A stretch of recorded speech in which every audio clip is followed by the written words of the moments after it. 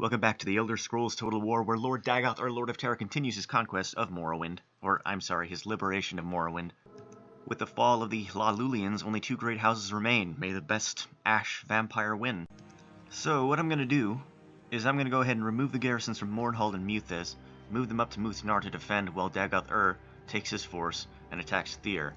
And I believe, if I check Mournhold here, yes, they can actually recruit generals now, so they can retrain their units quite effectively. I've also noticed that some of these Mount Doom region areas actually have no growth going on. So I'm actually going to kind of bump the tax rate as low as possible in these regions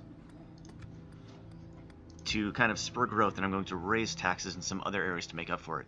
Let's see if we can't turn Mount Doom and its region into an economic powerhouse. And while we're playing City Builder, why don't we teach the Skull up here how to build walls? And since Caldera got that brand new shiny Assassin's Guild enhancement for the Morag Tong, it would be a waste, I think, not to start training assassins here. And there we go, I clicked that little button and go into turn 100. This will be interesting. I wonder if anything big will happen. Nothing super spectacular, but it looks like here on turn 100 the forces of Oblivion and the Skyrim force of Silgrad does clash. I think the Oblivion Horde took a major blow. Here's our first assassin trained in this new and improved Morag Tong guild in Caldera. He is Dagoth Goral. It's not amazing, only 4 intrigue, but that's what we have this kind of native Argonian tribe for, to train him the rest of the way up. He is a Cold Killer, a Train Killer, Dark Brotherhood apprentice, and Hashashin's Guild apprentice. And in the name of science, I'm going to train another one. And our first assassin can start heading up there to complete his training. Closing for the kill. This massive city of Ald'ruhn continues to expand with a dockyard. Milan gets an inn right here on the border of Dagoth territory. Good place for one. Muthnar finishes its Altar of Visions and upgrades to an Altar of Dreams. And same thing in Heimlin. Dagoth, rather the Just here in Caldera, feels disrespected, which gives him -3 loyalty, but he still has maxed out loyalty. Dagoth, rather, the most useless man in Vardenfell, gains a guard dog, so he's on the road to improvement. If nothing else, we can confirm that he is a dog lover. Let's actually experiment a little bit here and see whether I'm right about being able to transfer retinues. So we have Dagoth Velos and Dagoth rather in the same settlement. Dagoth Velos has nothing left to build at the present time in Ebonheart Castle, so I believe he has, yes, an architect. Can he transfer this to Rather? Are you joking, sir? He's asking me if I'm joking. I'm not sure whether this is actually a possibility or not. So I suspect what's going on is this only works for items. I could try and transfer his Dagoth Velos' fine armor over to Rather, but I actually have Felmis coming over here to make a gift of his armor. In fact, he had this armor forged over there in Felmis specifically as a gift for Dagoth Rather as his going away present. Nothing has really changed up here in the situation's Soul Steam, but I am going to keep sending Garrus around building watchtowers. Interestingly, on a 95% chance of success, Dagoth Vanner the Killer has died in action against Captain Axefist of this Argonian tribe.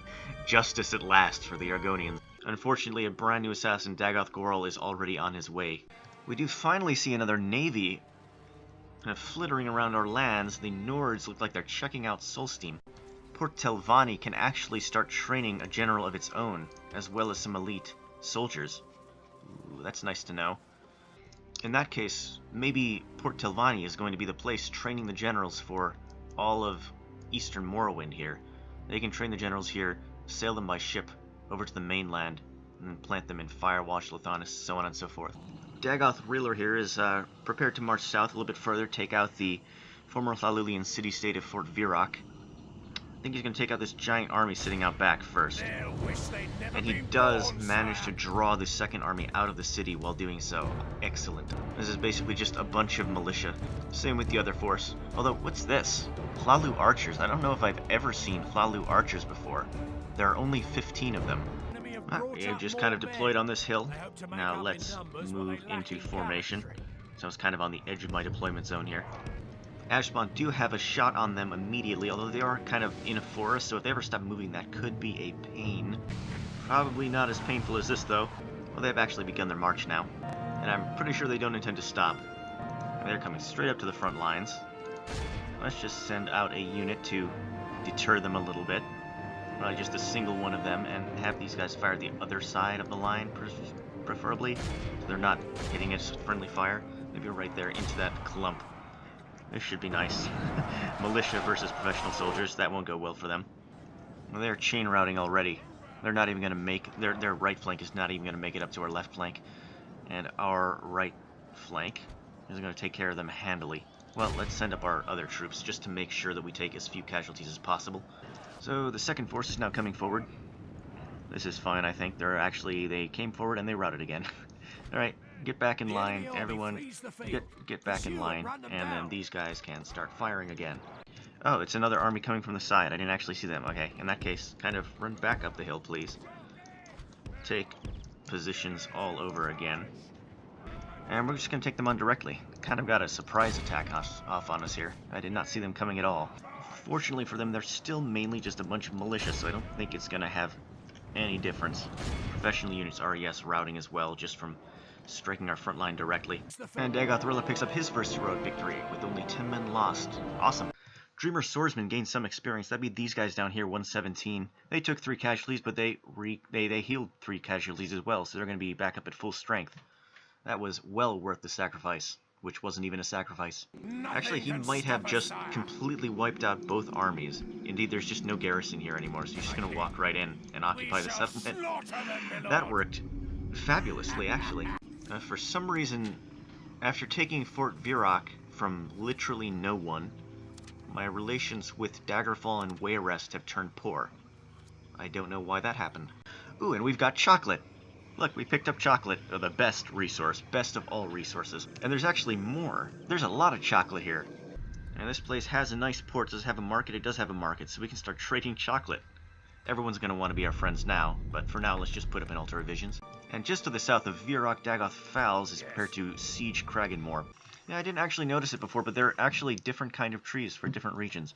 So we have, like, what are these kind of palm trees or whatever down here? And then up here we have blocky, looks like evergreens, and then across the sea, there's more palm trees. A little bit further we have some different kind of trees. I'm not a faunist. I don't know what these things are. Dagoth Delos here, defending Kraganmore with this kind of cool armor. Get out of here, stalker. Okay, I've deployed most of my units actually hiding in the woods so that they don't know where most of our dudes are, only our rams. Let's see how they respond to this. They have deployed 1 unit on the front lines there, and 1 unit over here. They're not activating any towers though, interestingly. Ashbon are here. They are firing, and somewhere over here, yep, they are firing just so I can get the insides of those walls. They are pulling away from this gate, so I guess I'll send these guys in to knock that down. And as they pass by, they're not actually activating any of the towers. I don't know why that's not happening. Let's see if they activate these as they pass by. Oh yeah, they just have really low range. Maybe it's because they're like first level towers. I don't know whether that's a mechanic or not. I guess maybe lower level towers, you have to get closer to activate them.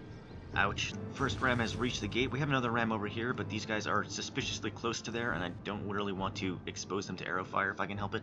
So they're just going to hang back for the time. I'm actually going to tell my Ashbon to stop firing here, because I'd like to get some experience from my melee units.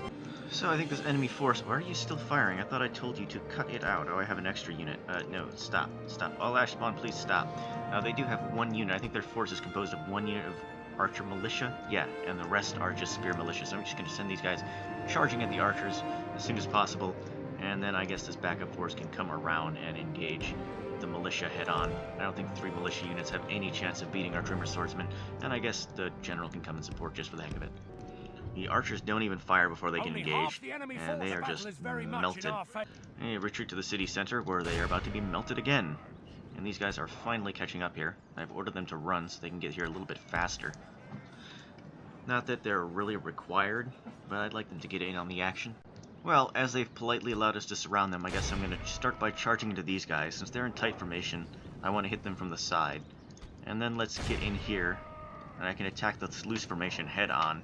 Take as minimal casualties as I possibly can, and the general can just kind of come in and reinforce, do whatever he wants to do. Each of our Dreamers has 2 units of experience. Let's see if any pops up to 3 by the time this battle is concluded.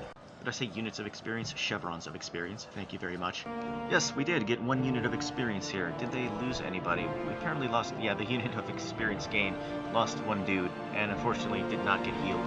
So the city-state of Kraganmore falls under the banner of the 6th house. All is falling into place here. It is as it should be. Unfortunately, yeah, this is only 58% cult of Dagoth, and they are not too happy with us. So we'll throw up an altar of visions. Those tend to make people happy. And my council of non-existent nobles is apparently super happy about that. They gave us 4 boats at our capital. How are they giving us boats at our capital? It's Mount Doom. It's in the middle of... Are they like lava boats? Are they just floating in the middle of the lava in Mount Doom? I guess they've appeared here at Lawad. Well, I might as well send them up to my main fleet under the command of Admiral Dagoth Mulus. They are just sitting out here outside of Blacklight, since they have a nice little narrow stretch of sea to defend there. Look at all this beautiful, beautiful trade happening. Coming out of Fort Virok, all of that is chocolate. We're just sending all this chocolate up north. I'm not sure exactly where it's headed. There's nobody anywhere in this area. And it's just kind of like the chocolate goes out here into nowhere and then it disappears in the fog and just is never seen again. I'm pretty sure our merchants are just eating all of it. Thus we can satiate Kraganmore for a little while with low tax rates until they get a little bit happier. While Dagoth Drellis approaches Cheydinhal, what does he see there? A ton of rebels. All rebels. In the actual city itself, and then outside they have a, looks like a Cyrodiilic army. We have large stone walls as well. I don't know what the defenses on those walls look like. General Droid's still just wandering around aimlessly here. I almost feel like I could follow him, and he would lead me to wherever the next Oblivionic army is. Let's actually send my spy... Ooh, yeah, indeed, he did lead me to more Oblivionic armies. Oh, is this another Droitularg versus Dritularg? Look at this. Look at these names. Druitularg versus Dritularg. Are they cousins or brothers or something? They must be brothers.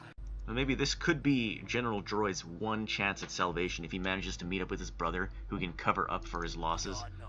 Oh, and they actually have new infantry as well. Mythic Dawn infantry. Not just Mythic Dawn archers. This is the first time we've seen their infantry units. Fortunately, I cannot see their stats yet. This could potentially, depending which direction these armies go, this could be convenient for me. If they decide to go over here and start attacking this Fort Kupter, kind of like whittling down the rebel forces a little bit for me, maybe even sacking the town, that'll make my approach much easier. Although if they do that too early, it'll make it vulnerable for these other bordering factions like the Drez. Well, if it's the Drezites, fine, I can still take it from the Drez, but if the Argonians take it, that's going to cause some diplomatic ramifications. If they decide to attack up north, what do I have in Milan to defend? I don't have much. That might be vulnerable. I have to... Oh, yikes. How many units can I remove from Kraganmore before they start getting angry at me? Okay, I can actually remove quite a few. I could probably remove a little bit more. Oh, yikes. What did the defenses in Milan look like? I don't remember. Is this a minor city? I get the feeling this is not a good defense to have against an Oblivionic horde with probably Mythic Dawn archers. Well, for the time being, I have no guarantee that these guys are going to move into my territory and attack Milan. I do not know that yet. But for the time being, just to be safe, I'm going to move this force, led by Dagoth Baylor. I'm going to lead them back to Milan, just to garrison that place against a potential attack. And the risk might be higher than I imagined, because if Droitlar gets back there and tells his brother about what happened to him over here, depending how much his brother likes him, he may decide to come up here and try and get some revenge. We've kind of moved our priest wall forward tactically to scout out the region and make sure that Dagoth would be safe to come out here and build this tower. It looks like he is. Yes. Let me just make absolutely sure. Oh, this guy can't move. Okay. Well, that's a little bit scary.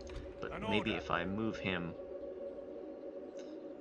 It's a little bit risky to send him all the way out there. So I'm just going to give him some troops to back him up. He is... Oh, game saved. Apparently I pressed that somehow, Control S. Anyways, he is more important than Muthnar. So he needs the protection, Muthnar does not. Let's send him like this. Well, he builds the watchtower and actually discovers a Daedric cultist just sitting out here in our territory, so it's a good thing we went to check this out. I don't actually have anyone that can respond to that right now, but next turn Dagoth Muthis should be able to take care of the situation with a 33% chance. Maybe he can't take care of the situation, but Dagoth Irvin the Unorthodox can. And there is a Drez army hiding in the woods. It's a good thing we sent an army to support Dagoth Meanwhile, reinforcements from Mournhold and Muthis are about to arrive at Muthnar. Oh, there we go. Now the chocolate trade has truly kicked off, now that I've kind of moved the camera away and back. We are trading to Skyrim right here. They are getting tons of chocolate in Silgrad. They are going to love us for that and be even more eager to join our empire after we buy the place. And Dagoth Port is heading out into the port too. And look at our busy little strait here around Vardenfell. Just ships everywhere, floating all over the place, almost ramming into each other in our little center of trade here between Ebonheart Castle, Vivec, and actual Ebonheart. A little bit less busy on our east end here, but maybe that'll turn around a little bit as Proloris slowly rebuilds. They're actually constructing a market right now, and that should pick up trade a little bit. I'm really surprised that Virok is making so little money. I could bump it up with tax rates, up to a total of that. But really, I would expect it to be making a lot more with this kind of trade going on. Muthis is making tons and tons of money, even though it does not have a port yet. I wonder how much that's going to bump up when we eventually get to constructing the port. Right now we're still busy with these army buildings, since this is Mournhold and Muthis are kind of our military center of this region.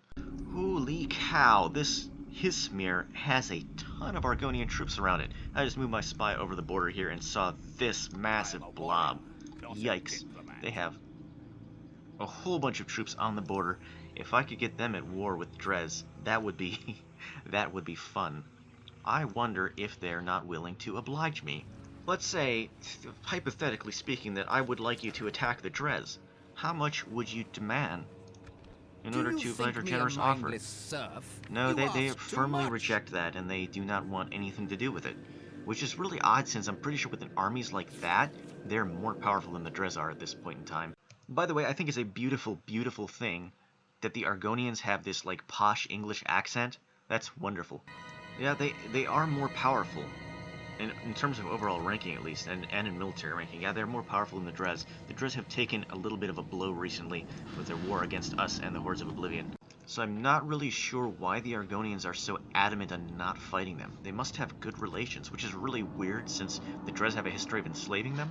Well, whatever. The fact remains that the Argonians, despite having all of this lined up on the Drez border, are not interested in taking back their own city of Alten Cornamont or whatever.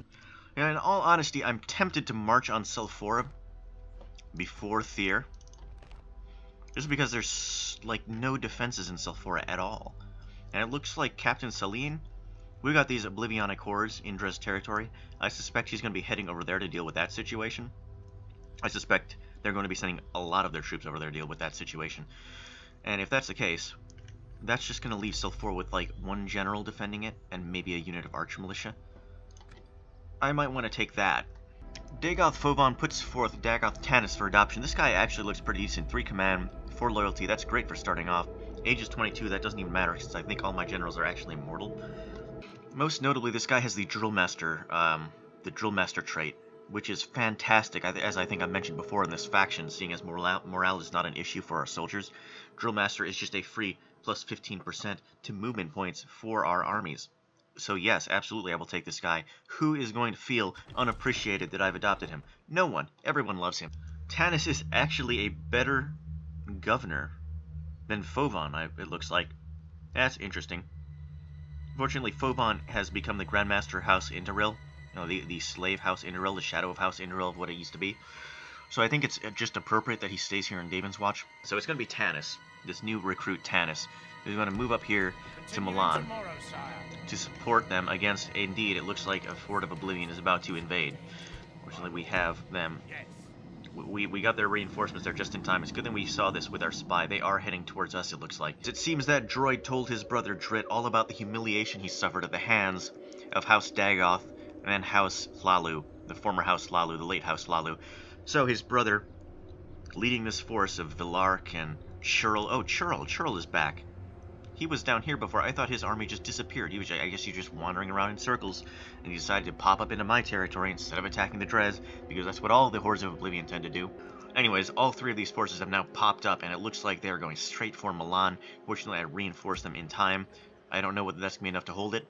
Dagoth Tanis is going to get there, but I don't think he's going to be able to get there in time to prevent the siege of Churl, unless Churl decides to wait up for reinforcements.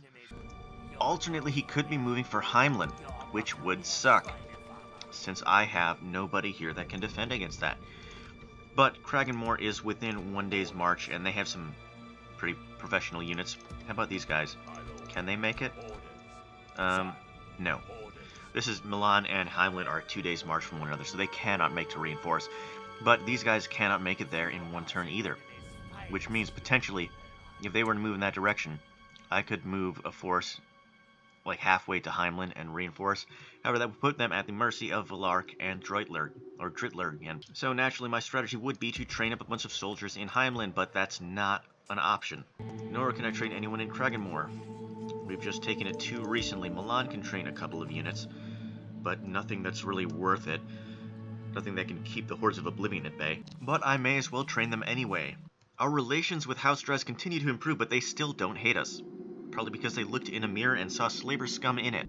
In Mount Doom, we've recruited Dagoth Mulus, because we need more generals to man all of these territories. We're just going to send him down to Ebonheart Castle as well. There's going to be a big reunion of all the newbie generals, and Felmis can actually make it down here as well. And let's see now if he can transfer his armor. Where is it? There it is. His fine armor over to Rather. Are you joking? It actually cannot be transferred, so this trip was completely in vain, and Felmis can just go back to Felmis. So Felmis kind of came down there to Ebonheart Castle, offering the armor with like a haughty attitude, looking down, like he was looking down on Dagoth Rammer. He's like, here, take this armor that I just made in my glorious settlement. You're going to need it far more than I could ever need this set of armor. Yeah, rather just told him to go shove it, because he will one day prove to be the greatest of Dagoth Earth's generals. Dagoth Reller, over in Fort Viroc, becomes the Lord of Fort Viroc. And Dagoth Dralis, wherever Dagoth Dralis is... Oh, what? Dagoth Dralis, where is he? He's in Milan. Oh, he's an agent. Agents can recruit a retinue? I didn't know that. Anyways, Dagoth Dralis, our curate, has recruited a paladin. Which improves his violence. Well, he can just head out here towards Fort whatever this thing was called. Fort Kupter, along with all the other priests.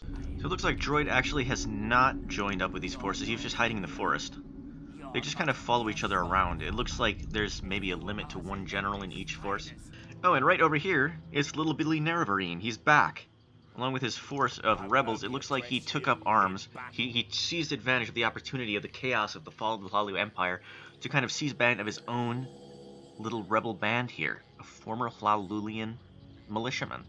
And now he's leading them around doing, I'm not sure exactly what he's doing, I guess, raiding in our territory. Meanwhile, the Dres have read my mind, and instead of sending any of their troops over here to attack the forces of Oblivion that are just loitering in... Oh, they're actually in my territory. Okay, never mind. That would explain it. The forces of Oblivion were not in their territory. They were in mine. Now you see this little darker line. That would indicate, yes, that this is Dagoth Ur's territory. Okay, I was mistaken. Anyways, that means they're going to send all their forces back up here to Selphora, which means that that's not going to be such an easy target anymore. Anyways, Dagoth Ivrin the Unorthodox, he cannot make it there this turn. That's unfortunate, but he can start trying. Interesting opportunity here. Dagoth Ur's force is technically within striking distance of Churl, and these forces are not close enough to interfere.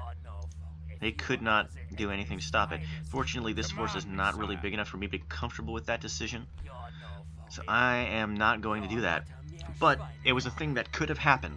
Instead, I'm going to send Dagoth Ur right over here where there's a black spot, and he's going to build another watchtower. And then he's going to send down here into this other black spot and build more watchtowers. And maybe his force, yes, the rest of his force, they're going to come out here and help him out, while the reinforcements take over in Mudnar. You know, Felmis, just run up as far as you can there and build a watchtower here. How far can I see? Darn, I can't quite see Fort NASA.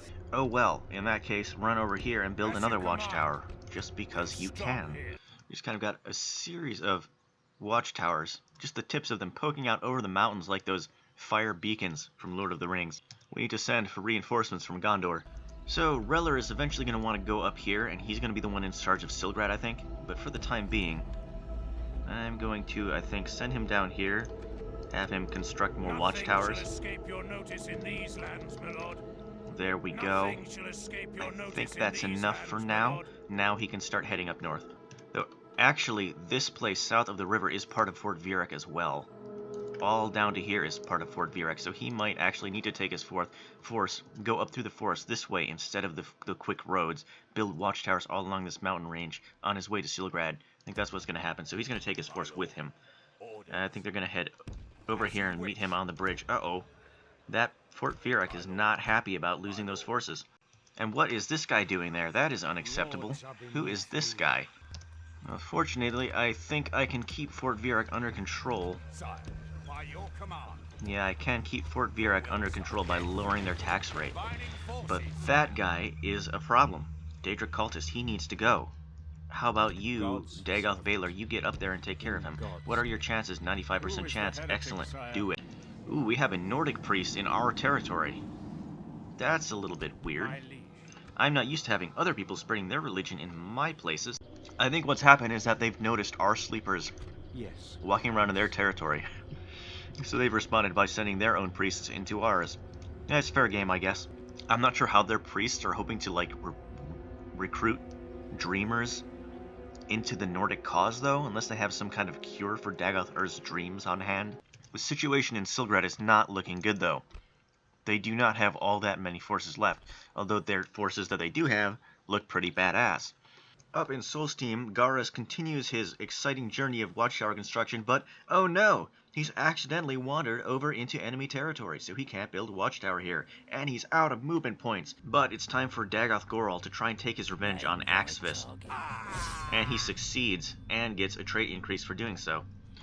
Whatever his face, the old killer is avenged. We do not have diplomatic relations with the Clan of Crowns, and our non-existent Council of Nobles. In other words, the Council of Nobles in Dagoth Ur's head would like him to find them and start some relations, and I think that sounds fun. So, in searching for the Clan of Crown, I found this town down here. What is this place called? This is Sunhold. Sunhold is under siege, and I'm not sure what's going on. Let's go find out. As I feared, Churl has just completely bypassed Milan. It looks like he's heading for Heimland. Can I just spank him in the back with my forces? Yes, I can. Well, let's see how this goes. Hey, we actually get the hill for once. How about this? I am going to deploy right on top of it. They're just kind of down there in the valley. They're going to have to march up towards us. And I'm going to kind of spread my random expendable units out to buy the ash spawn as much time as possible to attack the enemy. And we'll move these guys onto the sides. That should work. Hopefully they don't kill themselves, because I did make them... Don't kill these guys either. Yeah, that's not a good idea to run through them while they're firing like that. Oh, are you going to make it through? Oh, they made it through in one piece. They got lucky.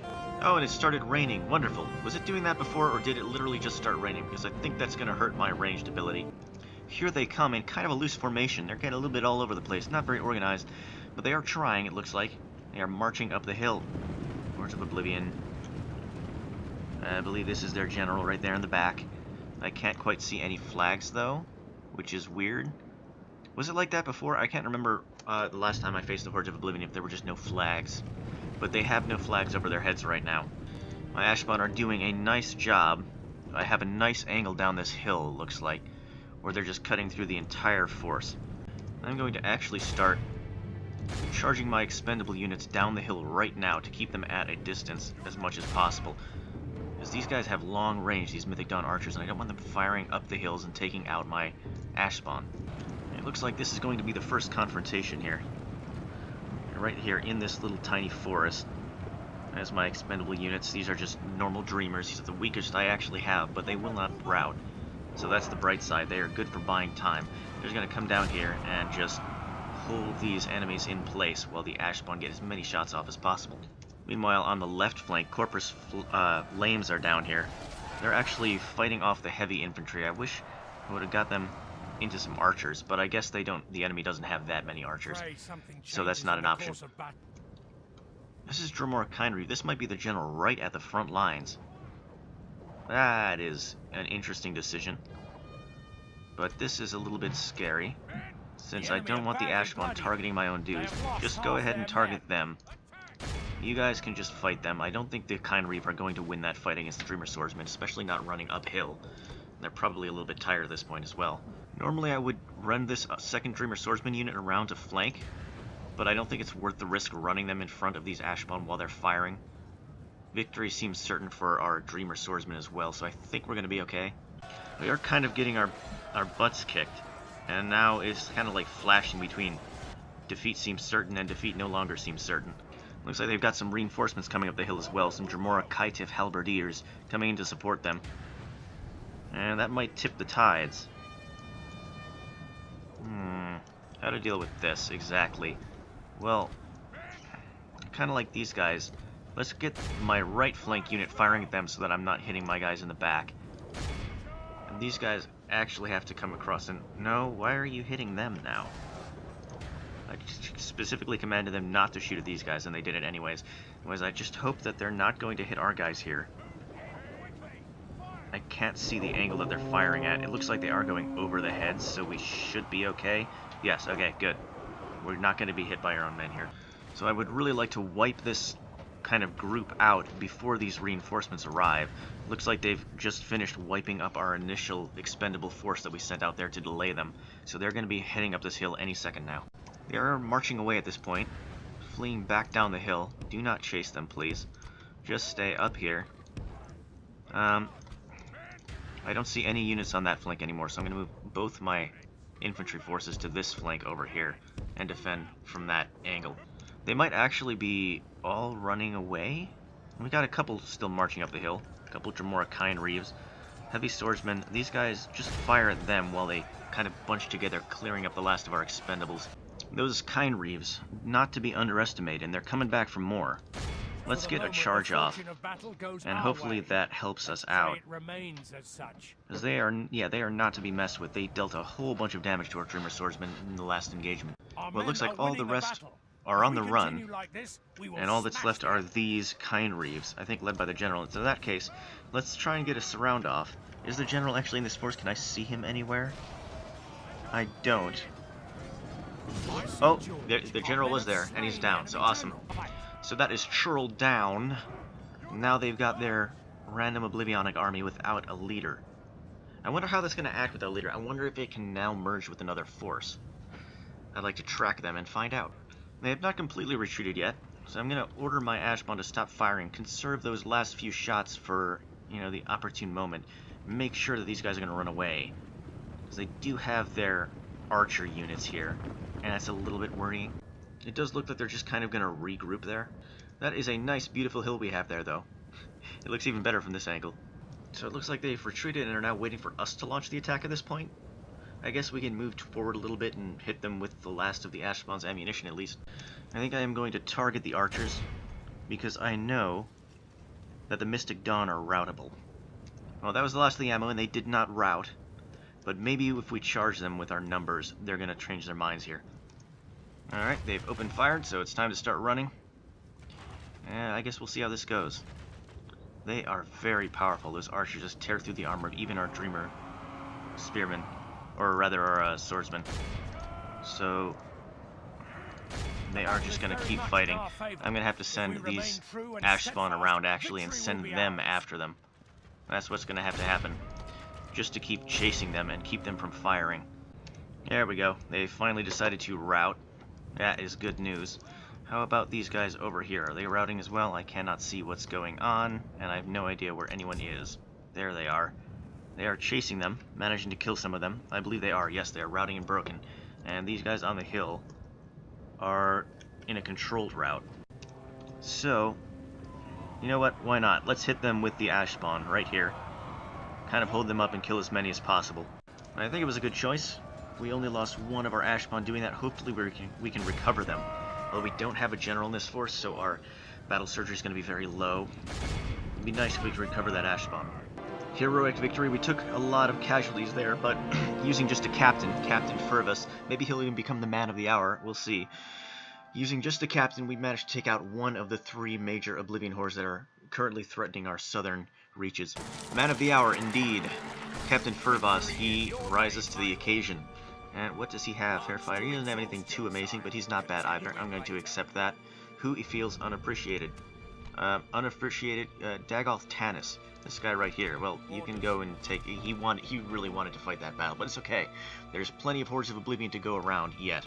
In the meantime, Furvas can head over here to Heimlin, and then we'll have generals in all of these regions. Well, once, what's his name? This guy, Watchtower Fowls, gets back to Kraganmore at least. Balor can finally go and take out that Daedric Priest. Yes, very good. He becomes an enemy of heretics. And this force can regroup with Reller, and he can start heading down here and just building watchtowers all along this forest.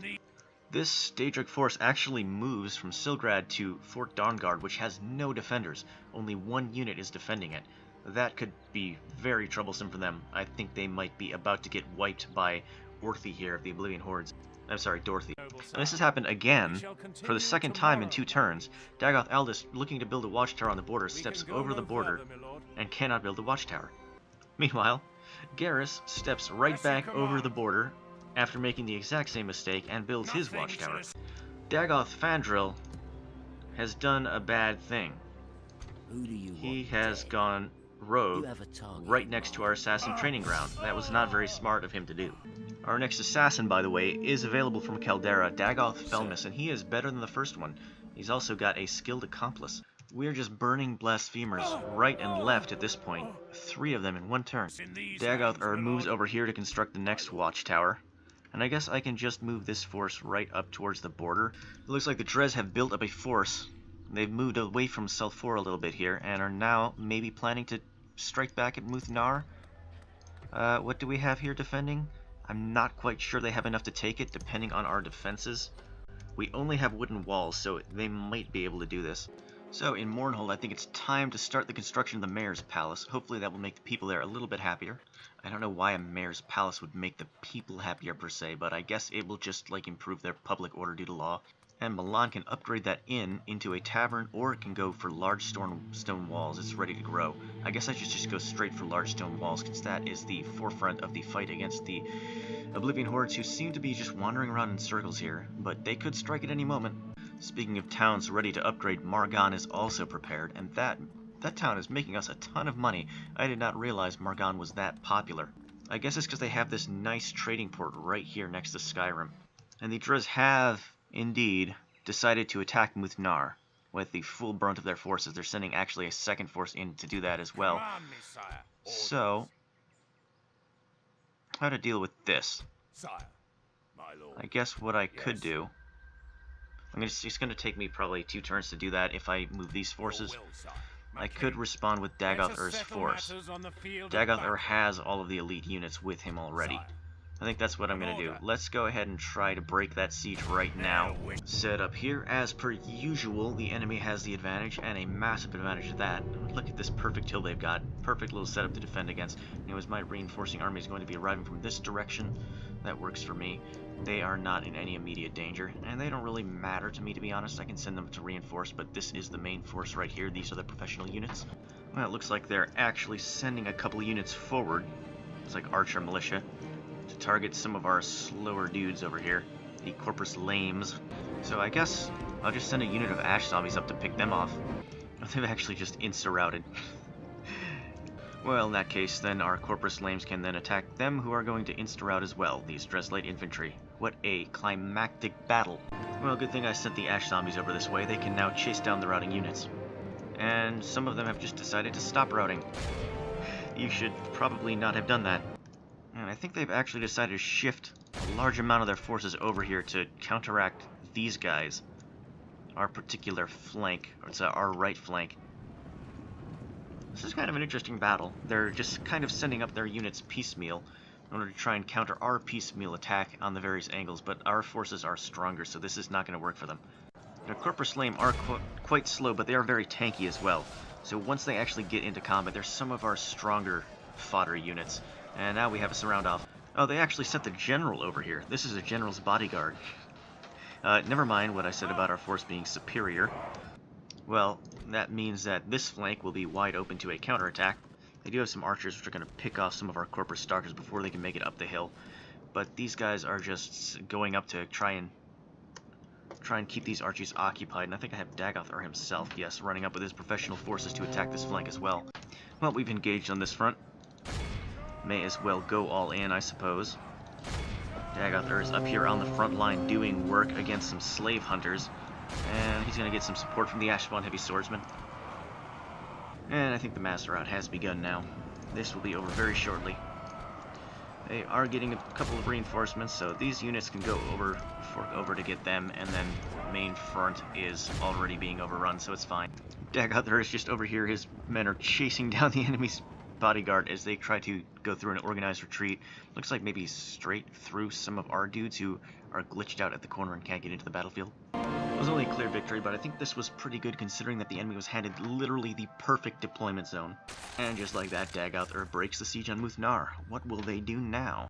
Well, they do have some ballista, so theoretically they could merge these two forces together and attack Muthnar next turn. But our defenses are not... they're not super weak. Let's just go ahead and retrain that. Our defenses in Muthnar are not that weak. I think they're going to put up a fight. They might actually win that anyways, so I'm just going to go ahead and ignore them. Send Dagoth back to regroup with Turinal, Turkey Nutella, down here at the front line, and start attacking towards Thyr. I don't know what's going on with all these Dres forces coming out of the woodworks from down south here. You think I should have mostly cleaned them up at this point with all the damage I've done, but they just keep on coming. Argonians have actually moved up to the border. So anyways, I guess the Argonians just plan to kind of stand on their border for all eternity, staring longingly at their former city that they will never try to retake. Well, I found a crossroads up here with our sleeper, which makes me suspect there must be a city somewhere in this little mountainous region, place completely surrounded by mountains. Is it a glade, maybe? I don't know. There must be a city in here.